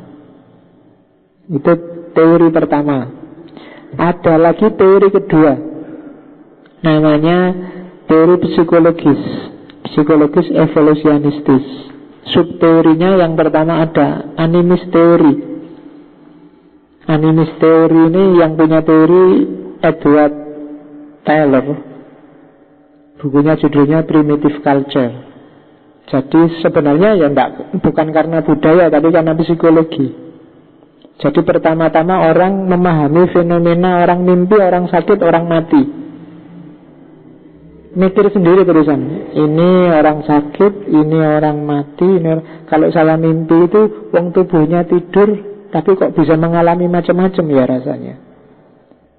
Orang sakit juga begitu, tubuhnya kesakitan tapi kelihatannya yang lain normal-normal saja. Yang mati apalagi, tubuhnya nggak gerak sama sekali, tapi apa ya, cuma tubuh itu yang pergi, apa ya kok dia terus mati. Dari situ muncul gagasan tentang roh. Gagasan tentang roh ini terus nyambung kan. Oh berarti nenek moyang simbah-simbah yang dulu mati, rohnya masih ada. Rohnya masih ada yo, berarti dia juga rohnya masih sering berkumpul sama kita mestinya. Terus ada pemujaan-pemujaan roh. Nenek moyang yang dipuja-puja ini lama-lama semakin dari neneknya, cucunya, cucu, buyutnya, buyut, canggahnya, canggah, apa di bawah canggah itu. Ya, udek-udek, gantung siwur, dan seterusnya.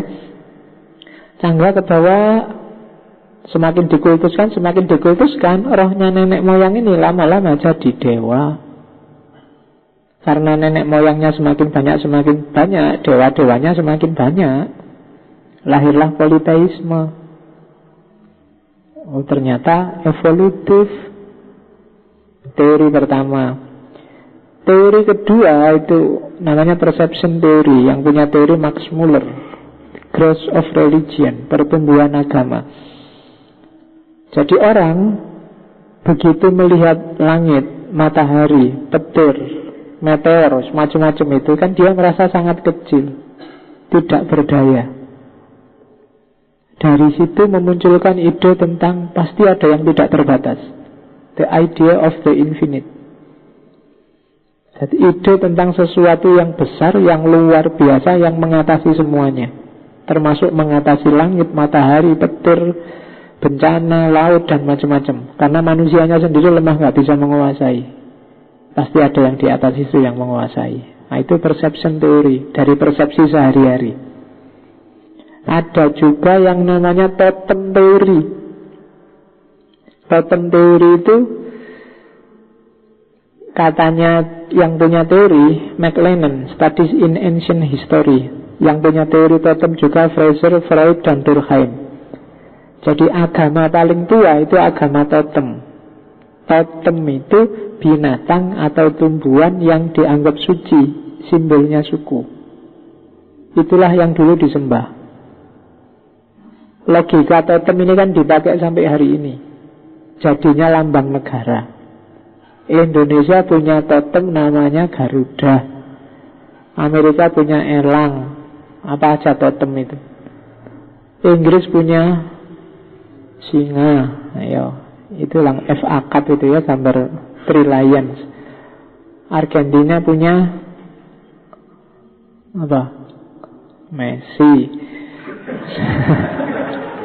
Orang apa loh? Ayo, ngomongnya wis ngantuk ya. Jadi totem, dari totem ini terus muncul gagasan ketuhanan. Lah kok suku ini menang terus, suku ini semakin lama semakin jaya. Wah itu totemnya memang jos. Lama-lama totem ini terus disebut supreme being. Wah dia berarti supreme, ultimate. Garuda di dadaku, Garuda pasti menang. Lama-lama kok menangan terus. Ini orang muncul ide ketuhanan. Karena di Indonesia kalah terus, nggak muncul-muncul supreme being-nya. Tapi di suku-suku yang menang terus, ini memunculkan gagasan mungkin ada Tuhan yang luar biasa yang diwakili oleh tumbuhan atau binatang kita ini. Itu logikanya totem. Itu yang dipakai Durkheim, Freud, dan Fraser. Fraser dan Freud tokoh psikologi, Durkheim tokoh sosiologi. Jadi totem, ya kayak dulu mungkin kalian ikut pramuka itu loh kan, disuruh bikin totem setiap regunya. Ada regu kelinci, ada regu semut, ada regu tikus, ada regu Zaman dulu kan gitu. Itu sebenarnya semacam logiknya logik totem. Nanti waktu ada perlombaan kok sukumu, regumu terus, itu kan semakin bangga senang. Nih, kelinci nih menang terus. Lama-lama kelincinya dipertuhankan jadi Tuhan. Sama kayak totem. Suku yang kalah biasanya terus kok kalah terus, lama-lama ganti totem. Ya, itu yang terjadi. Atau ikut totem yang menang. Biasanya begitu. Itu namanya psikologis evolusionistis. Ada juga yang punya teori namanya antropologis monoteistis, termasuk Karen Armstrong. Katanya Karen Armstrong, ndak usah aneh-aneh. Manusia itu memang secara fitrah percaya pada Tuhan yang satu, monoteis. Cuma monoteis asal. Monoteis itu monoteis yang asli. Yang diidolai oleh Karen Armstrong itu Pater Wilhelm Schmidt, yang punya teori antropologis monoteis, bahwa manusia paling primitif itu hakikatnya monoteis. Katanya Armstrong, cuma kenapa kok jadi dewa-dewa jadi gak karu-karuan? Jadi manusia itu cenderung pragmatis. Tuhan yang monoteis itu kan berjarak dari manusia. Tuhan yang ada di sana. Makanya kalau kamu berdoa kan dangak. Kamu kalau doa dangak apa dengluk? Ya Allah minta apa? Ya Allah minta. Kalau kamu merasa Allah itu terlibat dalam hidupmu, ada di dalam dirimu, di alam semesta ini, dia ada di mana-mana, mungkin dengluk. Tapi kalau merasa Allah jauh di sana, kamu dangak. Ya, enggak tahu. Kamu mikirnya gimana? Kamu doa juga kadang iseng kan, doanya apalan. Tapi bagi Karen Armstrong, ketika manusia Tuhan itu jauh, dia tidak puas, pengen Tuhan yang akrab gitu loh, yang terlibat dengan kita, bukan yang jauh-jauh yang tidak bisa dipahami. Dari situlah terus muncul gagasan roh-roh tadi, muncul gagasan dewa-dewa, wis tidak karu-karuan, yang jauh, yang sejati malah dilupakan. Itu katanya Karen Armstrong. Jadi awalnya manusia itu monoteis, tapi terus nyeleweng lagi, nyeleweng, dimonoteiskan lagi, dikirimkan Nabi. Nyeleweng lagi, dimonoteiskan lagi, dikirimkan oleh Tuhan yang sejati, Nabi, Rasul, Kitab Suci. Jadi selalu begitu kisahnya manusia itu, nyeleweng lagi. Kalau kita yakin Nabi Muhammad adalah Nabi Pamungkas, berarti terakhirnya Nabi Muhammad. Kalau sekarang nyeleweng lagi, ya wallahu a'lam bishawab. Selesai. Tidak dimonoteiskan lagi sama Allah, itu ditutup, ganti cerita. Nah, itu katanya Karen Armstrong. Jadi manusia aslinya itu monoteis. Oke, kita lihat. Katanya Armstrong, selama 4.000 tahun lebih, gagasan monoteisme, keberagamaan Tuhan satu yang sejati, itu mampu loh menjawab banyak pertanyaan.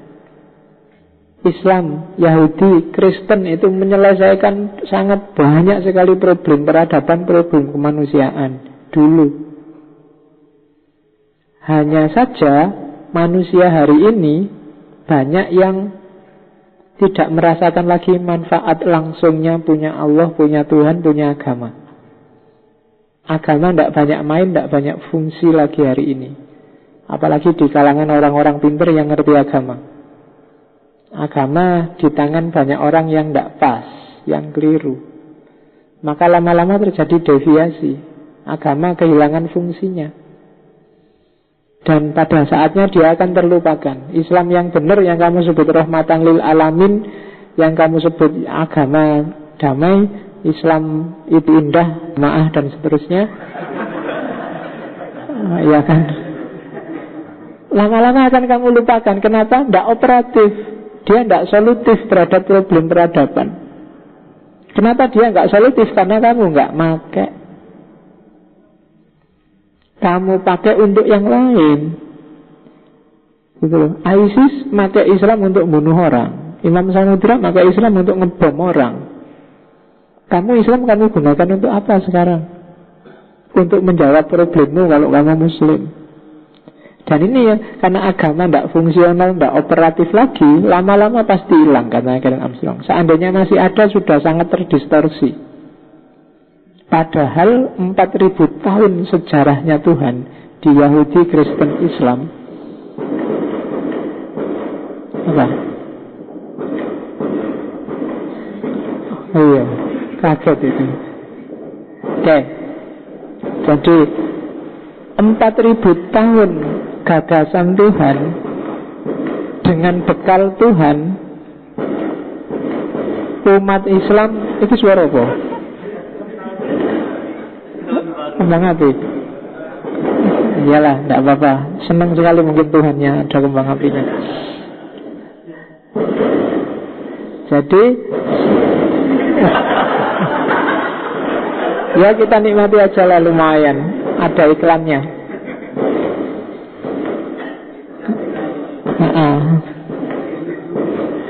Oke. Nah, iya. Dilanjutkan aja. Oke. Jadi awamnya melakukan ini, orang pinternya melakukan ini. Hari ini. Kalau Karen Armstrong pinjam Peter Berger. Orang terima karena ini Peter Berger ya. Oke. Katanya Peter Berger, kita itu berarti orang-orang pintar, termasuk kita yang intelektual, yang mahasiswa, sering menggunakan standar ganda. Standar ganda itu kalau kita belajar tentang agama-agama kuno, ajaran-ajaran agama, usbon, saingan. Kalau nggak gitu nggak selesai-selesai nanti. Jadi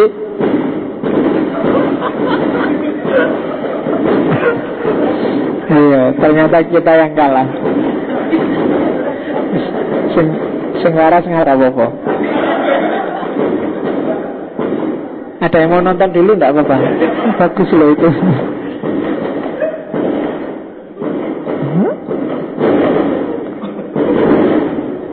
Oh, ya. Sudah. Alhamdulillah. Kita akhiri. Oke. Ya, tinggal dikit. Jadi katanya Peter Berger, intelektual hari ini itu sering pakai standar ganda. Kalau membaca pikiran-pikiran agama masa lalu, sering dianggap deso, out of date, hanya anak zamannya dulu, sekarang sudah nggak relevan lagi. Padahal kalau membaca pikiran hari ini, pikiran-pikirannya sendiri sekarang tidak mau melabelkan itu. Terhadap pikirannya sendiri dia nggak mau bilang ini pikiranku untuk hari ini sementara. Nganggepnya pikirannya hari ini itulah yang pasti benar. Itu yang dikritik oleh Peter Berger. Standar ganda. Kalau memang pikiran-pikiran masa lalu itu relatif dan sudah nggak relevan lagi, pikiranmu hari ini juga sifatnya relatif, pada saatnya akan nggak relevan. Tapi orang Barat, termasuk kita yang intelektual, sering sewenang-wenang, menang-menangan. Pikiran dulu direlatif-relatifkan, pikiran yang sekarang dianggap inilah yang benar. Ya kan? Kalau kamu cerita apa ceramah apa ngajar kan seolah-olah inilah yang benar. Itu pikiran dulu. Itu Ghazali, abad ke-9, abad ke-10. Itu abad ke-7 zaman Nabi. Sekarang mungkin gak relevan lagi. Tapi untuk pikirannya sendiri, dia tidak mau ngomong pikiranku juga gitu sebenarnya. Sekarang mungkin relevan sebentar, besok mungkin juga tidak relevan lagi. Itu yang disebut standar ganda. Jadi kalau memang bebas sejati itu maksudnya ya kita berpikir bebas, kita berpikir sesuai kepentingan kita sekarang dan hari ini, berarti pikiran kita juga relatif. Orang lain dengan kebebasannya punya pikiran yang berbeda. Cuma sekarang banyak ilmuwan mengklaim pikirannya lah yang paling benar. Inilah tafsir yang pas. Ini selalu begitu. Itu namanya standar ganda. Oke. Terus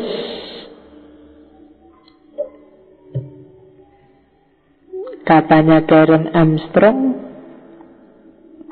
memaksakan Tuhan ke dalam isolasi intelektual, ke dalam ruang suci milik kita sendiri, merupakan tindakan yang tidak sehat dan tidak ilmiah. Ini tak terjemah langsung dari buku terjemahannya. Ini akan mendorong orang untuk berpikir bahwa perilaku yang diilhami oleh Tuhan tidak perlu dikenakan standar normal dalam soal kepantasan dan rasionalitas. Potongan ini agak susah kamu pahami kalau dari terjemahannya. Kalau dari aslinya, maksudnya gini loh, kan gitu. Jadi kalau ada orang ngomong urusan Tuhan itu nggak ada hubungannya sama akal, Tuhan itu urusan tersendiri, nggak usah dipikir. Tuhan itu sakral, akal nggak akan nyampe ke sana. Katanya Karen Armstrong, itu nggak sehat, nggak alamiah. Inilah nanti yang jadi sumber orang melakukan apapun atas nama Tuhan dan nggak mau disalahkan. Orang nggak bisa sadar bahwa itu sebenarnya cuma pemahamanmu, pemikiranmu tentang maunya Tuhan, bukan maunya Tuhan yang sebenarnya. Jadi orang-orang, kan kita sering bertindak ini sesuai dengan maunya Allah. Ini loh yang diinginkan oleh Tuhan itu kan. Seolah-olah kita jadi juru bicaranya Allah. Seolah-olah bukan akalmu yang main, karena bagi kamu akal nggak boleh main. Urusan Tuhan urusan yang sakral. Tapi katanya Karen Armstrong, itu tidak alamiah, tidak mungkin bisa kayak gitu. Begitu bertemu yang namanya manusia, pasti akal budinya main. Jadi kalau maunya Tuhan itu selalu maunya Tuhan menurutmu, maunya Tuhan menurutku. Maunya Tuhan yang sebenarnya kita tidak tahu, kecuali kamu ketemu dulu sama Tuhan. Jadi kalau ada orang ngomong inilah sesuai yang diinginkan Tuhan, loh kok sampean ngerti? Kalau pengen ngerti maunya Tuhan yang benar, monggo ketemu dulu aja sama Tuhan. Ya kan? Jadi nggak tahu kita maunya Tuhan yang benar apa, tapi kita tetap harus memahami apa maunya Tuhan, karena kita orang yang bertuhan. Cuma hasil kesimpulan kita tentang Tuhan dan maunya itu pertanggungjawaban moralnya mutlak ada pada diri kita. Jadi kalau kamu mukuli orang dengan alasan perintah Tuhan dan kamu dipenjara, itu sudah resiko, karena kamu yang harus tanggung jawab, kamu yang mukuli. Gak usah lari pada Allah. Kamu kok, itu kan kayak zaman Umar bin Khattab ada maling, bilang, loh saya maling, itu kan sudah takdirnya. Allah menghadirkan saya kayak gini. Terus katanya Umar, yo saya mukuli kamu juga sudah takdirnya. Ya kan, selesai. Kalau alasannya takdir, ya kabeh takdir. Jadi Allah selalu kamu jadikan kambing hitam.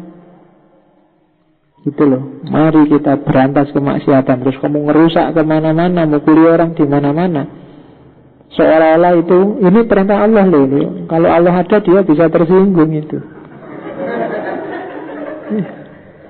Lah kok aku merintah mukul-mukul kayak gitu, kok jadinya lucu kan gitu. Jadi itu maunya Karen Armstrong. Jadi Tuhan jangan dipaksa untuk diisolasi secara intelektual, karena nggak mungkin itu. Tidak alamiah. Kamu pasti memahami Tuhan sesuai versimu, kacamatamu. Dan apapun tafsiranmu sah. Cuma tanggung jawablah sendiri. Itu aja maunya Karen Armstrong.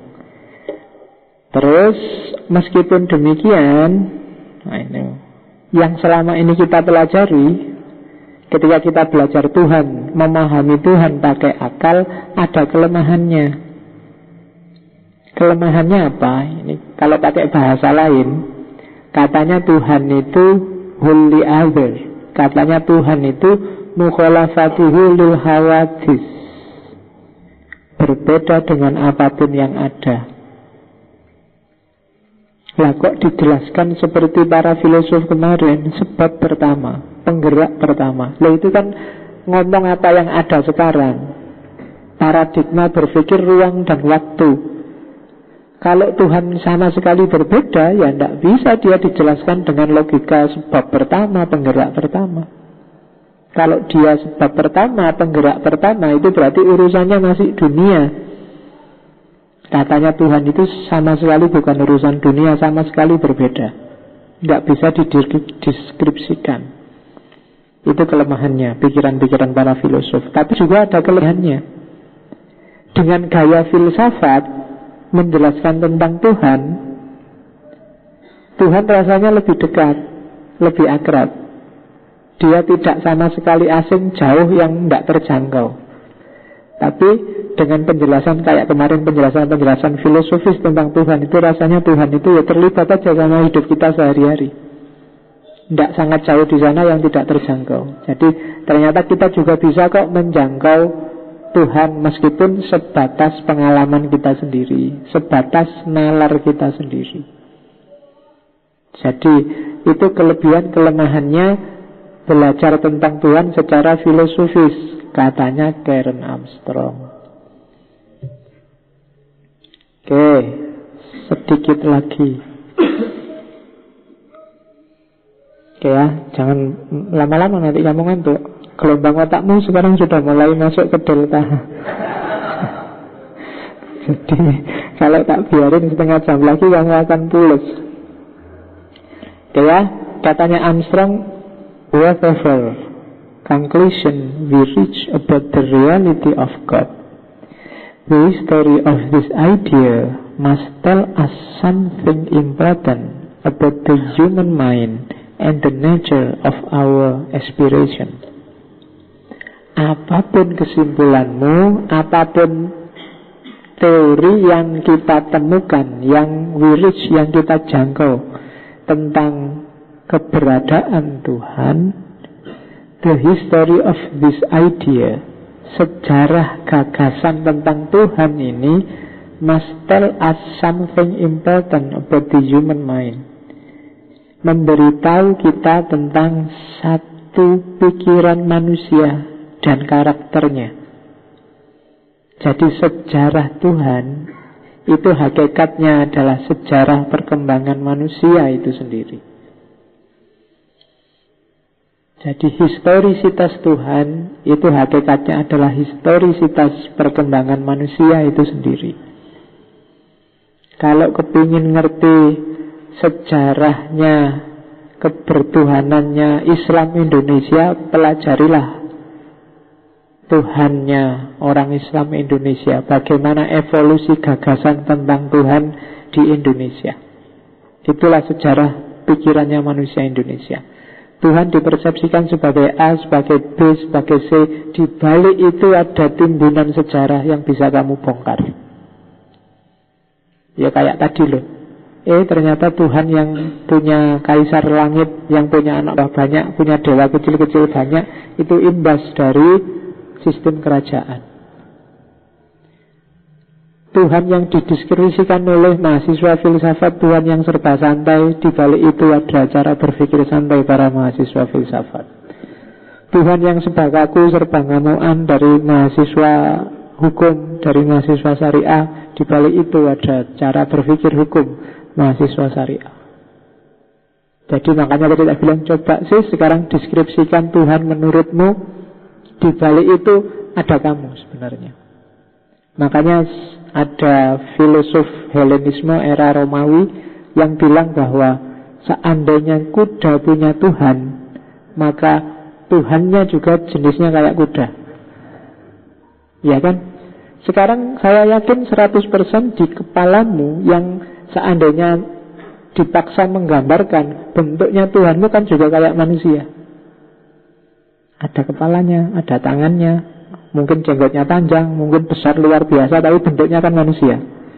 Ayo, bentuknya kan pasti manusia. Enggak mungkin di luar gambaranmu tentang yang bukan manusia. Malaikat aja kan gambarnya juga kayak manusia. Surga neraka juga kamu gambarkan kayak bangunan yang ada di dunia ini. Siratal mustaqim ya paling kayak jembatan kerak atau jembatan kaliotak atau jembatan sayegan, hanya saja jembatannya kecil, kan itu aja. Di balik imajinasi metafisik agama sebenarnya ada kamu. Di level apa dirimu sekarang berada. Itu yang dimau oleh Karen Armstrong. Jadi kalau Islam jadi keras luar biasa, itu kan jangan dilihat Islamnya, lihat aja aktornya, sejarah yang ada di balik Islam yang keras. Ya kan? Kalau Islam rusak, lihat aja, jangan lihat Islam rusaknya, tapi lihat pasti ada aktor yang memahami Islam secara rusak. Itu yang Karen Armstrong. Jadi whatever conclusion we reach about the reality of God, the history of this idea must tell us something important about the human mind. Jadi, kamu adalah apa yang kamu pikirkan, termasuk tentang Tuhan dan agama. Temanmu yang lain juga begitu. Maka saling hargai, saling toleran. Tidak usah terlalu sering debat, tapi bisalah menerima kalau ada yang berbeda. Itu aja kuncinya hari ini. Kebanyakan dialas capek. Mari kita debat terbuka. Tidak menyelesaikan masalah kok. Debat terbuka paling ya hasilnya tetap gegeran. Ya kan? Lebih enak. Kalian sudah paham kan ideologi sana gimana, kita gimana. Saling terbuka, saling menerima. Kalau kamu merasa yang sana salah, diingatkan. Kalau nggak mau ya sudah, urusanmu sendiri. Besok masuk surga ya rasakan sendiri. Kalau saya yang keliru, saya masuk neraka, semoga diampuni. Ya tidak enak lah masuk neraka. Ya kalau besok masuk neraka semua sih kan nggak sempat ngurusi yang lain. Cuma kalau masuk surga semua yang nggak enak. Ternyata masuk surga juga kamu, ya iyalah. Gitu aja kok dulu ngototnya minta ampun, biasa aja. Ternyata ya bareng lagi di sini gitu. Ya, cuma tidak ada siaran langsung sepak bola besok di surga. Pemainnya ada di neraka semua. Jadi, lihat di neraka itu rame, nanti ada box office, ada HBO, ada di sana semua. Di surga kamu pertunjukannya ya paling Haddad Alwi, kemudian ya kan yang ada di sana itu. Kamu jangan nyari yang neko-neko. Iya, lagunya ya gitu-gitu lah. Paling nasyid, terus kiroah, ya gitu-gitu. Kamu tidak akan nemu Britney Spears, nggak akan nemu. Oke. The only way to show a true respect for God is to act morally while ignoring God's existence. Satu-satunya jalan untuk menunjukkan bahwa kita menghargai Tuhan adalah berperilakulah secara moral dan gak usah terlalu sibuk dengan eksistensinya Tuhan. Biarlah Tuhan ada dan tetap ada, tidak usah terlalu panjang dibahas, tapi kamu jadilah manusia yang bermoral. Itu sudah menunjukkan penghargaanmu yang luar biasa pada Tuhan. Ya kan? Tuhan tidak terlalu bangga kamu tiap hari bahas dia, tapi Tuhan bangga padamu kalau kamu jadi manusia yang baik dan bermoral. Itu maunya Karen Armstrong. Jadi the only way to show a true respect for God is to act morally while ignoring God's existence. Makanya filsafat ketuhanan hari ini kita akhiri. karena jangan dibahas banyak-banyak deh. Cukup kamu aja jadi manusia yang bermoral, yang baik. Itu katanya Karen Armstrong. Kenapa sih? Karena ternyata yang bulat belajar filsafat ketuhanan itu ndak simpel. Kenapa kok ndak simpel? Karena kalau katanya Einstein, kenapa filsafat ketuhanan itu ndak simpel? Karena kita ndak paham. Apapun kok rasanya bulat atau ruwet, itu bukan karena sesuatunya yang ruwet, tapi karena kita yang ndak paham. Jadi jangan disalahkan objeknya, salahkan dirimu yang ndak paham. Jadi katanya Einstein begitu. Jadi whatever is not simple, it means that you are not understand. Kok kamu belajar filsafat, Pak, filsafat itu jelimet bulat. Bukan filsafatnya yang jelimet bulat, kamunya yang tidak paham. Kan cuma itu. Buktinya orang lain bisa memahami filsafat. Oke, kita membahas Tuhan sudah selesai. Minggu depan kita ganti tema ya, biar nggak bosen. Jalan-jalan lagi ke timur aja deh. Dulu sudah ngomong Cina, sudah ngomong India. Minggu depan kita ke Jepang. Oke ya, kita lihat. Ada banyak Jepang itu luar biasa. Mungkin saya ingin masuk sedikit karena di Cina belum sempat ketemu dengan Zen. Kita mas Zen Buddhisme meskipun melalui Jepang. Karena di Jepang ada Zen Buddhisme. Tapi minggu depan mungkin masih pengantar ke filsafat Jepang. Syukur-syukur nanti kita bisa ngomong filsafat etiknya Bushido atau samurai, kalau waktunya nyampe. Kalau enggak terlalu bosan di Jepang, karena Jepang itu relatif stabil, tidak meledak-ledak tapi istiqomah konstan, baik sistem sosialnya maupun sistem mentalnya. Bandingkan sama Cina yang agak meledak-ledak, fluktuatif. Tapi Jepang itu relatif kukuh, relatif kokoh bangunan etiknya. Maka kita perlu sebentar jalan-jalan ke sana. Nanti setelah itu mungkin balik lagi ke barat, tidak tahu temanya apa, mungkin bahasa, mungkin apa yang bisa. Setelah itu balik ke timur lagi. Sampai nanti kalau sudah capek ke luar negeri, kita ke Indonesia. Ya, jadi pada saatnya, cuma pelan-pelan saat nyampenya. Oke, ada yang tanya? Yo mas. Tidak apa-apa, masih ada lah 5-10 menit.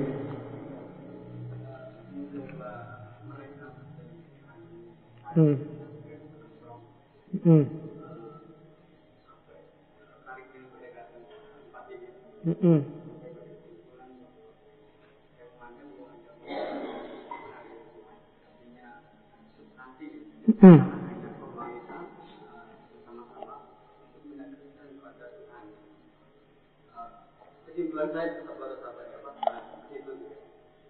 Ini yang lebih menarik lagi bahwa pendekatan ini saya ini bukan melalui sunatan alam, kayak semacam rasa itu.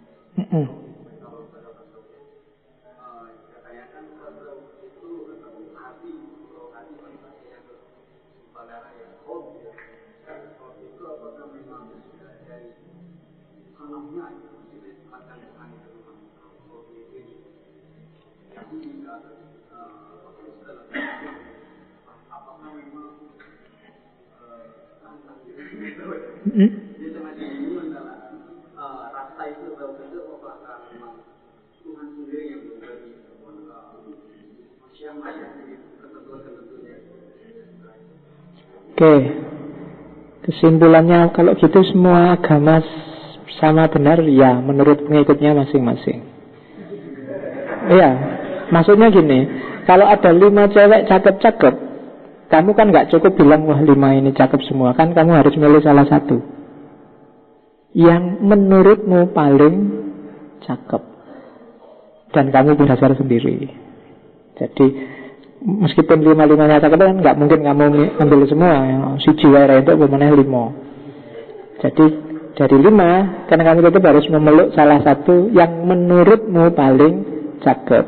Bukan berarti yang lain jelek, tapi menurutmu yang paling cakep ya ini. Itu kan Kalau itu kan tergantung selera nanti kan, yang paling cakep mana. Seperti agama, yang paling benar mana kan tergantung persepsimu, kesejarahanmu masing-masing. Terus metode empatiknya Karen Armstrong itu, jadi dia memposisikan diri di posisi si pemeluk agama itu sendiri. Ini waktu kajian aja. Setelah kajian selesai ya dia keluar lagi. Dia bilang, saya freelance monotheism. Monotheis tapi freelance. Itu kata lain, itu sebenarnya istilah-istilah yang banyak populer di kalangan para filosof barat kontemporer seperti Bertrand Russell dan kawan-kawan yang bertuhan tapi tanpa agama. Religion no tapi morality yes. Itu banyak yang jenis-jenis kayak gitulah. Tapi kalau Armstrong ini, dia masih sangat respect terhadap agama apapun. Sebenarnya dia masih Kristen bilangnya, tapi tidak serigid dulu waktu jadi biarawati. Dia punya konsep sendiri, punya gaya sendiri untuk memahami Tuhan. Jadi empatik itu sebagai metode, ya seandainya kamu orang Buddha, mengalami hal, menghadapi ajaran seperti Buddha, mesti gini yang dirasakan. Itu kalau pakai istilahnya Shattusen Nasr dan kawan-kawan namanya passing over.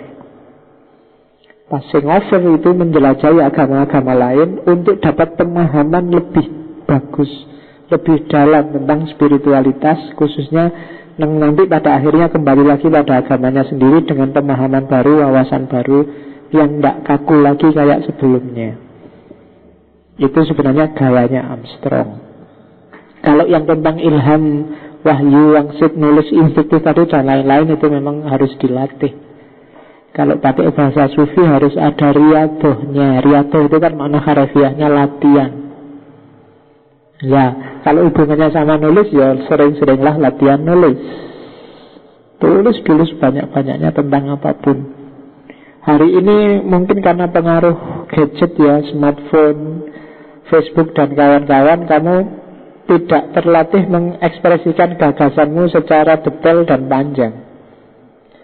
Biasanya kamu cuma 1-2 kalimat, kadang-kadang cuma 1 huruf, 1 gambar, 1 jempol. Selesai. Ya kan? Iya, bayangkan zaman dulu. Zaman dulu itu kan saya pernah cerita itu kan, kalau zaman dulu enggak. Sebelum ada HP, sebelum ada smartphone kan, ngomong sama pacar aja kan harus ngirim surat. Nulis dulu panjang lebar pakai surat, dikirim. Balasannya nunggu 2-3 minggu, ditunggu. Ada kangennya kan kalau nunggu itu. Dibaca enggak ya, responnya gimana ya, kan romantis. Terus dibalas. Suratnya dibawa kemana-mana, bolak balik dibaca, bolak balik dilihat. Ngeni, artistik, enggak kayak sekarang kan. Oke. Sekarang kan kamu cuma pakai SMS. Jam 12 malam SMS 1 kalimat, sudah tidur.